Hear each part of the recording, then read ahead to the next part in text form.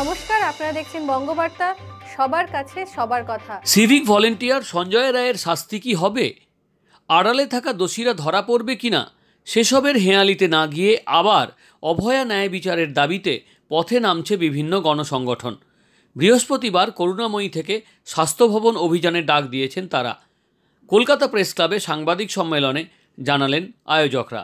শিয়ালদা কোর্টে যে রায়, সেই রায়টাকেও খুব মন দিয়ে পড়ি। তাতে দেখবেন একটি জায়গায় বিচারকও বিষয়টা লিখেছেন যে প্রথম ঘটনাটি ঘটার পরেই কর্তৃপক্ষের পক্ষ থেকে একটি চেষ্টা হয়েছিল এটাকে সুইসাইড হিসাবে চালিয়ে দেওয়ার, যেটাকে বিচারক ইল্লিগাল ড্রিম বলে লিখেছেন, রায়তে দিলেন, এবং সেটা তারা করতে পারেনি, সফল হয়নি। তার কারণ হিসাবেও বিচারক লিখেছেন যে জুনিয়র ডাক্তারদের যে প্রোটেস্ট, যে আন্দোলন, তার ফলে আসলে তাদের কর্তৃপক্ষের এই ইল্লিগাল ড্রিম সেটা বাস্তবায়িত হয়নি। কত বেশি সংখ্যায় মানুষের কাছে আমাদের বক্তব্যকে পৌঁছতে পারবো, আমাদের যে সুবিচারের যে দাবি সেটা যত বেশি সংখ্যায় মানুষের কাছে পৌঁছতে পারবো, ততই আমরা আমাদের যে লক্ষ্য সেই লক্ষ্যটাকে অ্যাচিভ করার দিকে এগোতে পারবো। কমন মিনিমাল পয়েন্টে সবাই এক হয়ে এই স্বাস্থ্য ভবন অভিযান যেন আমরা একসাথে পায়ে পা দিয়ে একসাথে এগিয়ে যেতে পারি।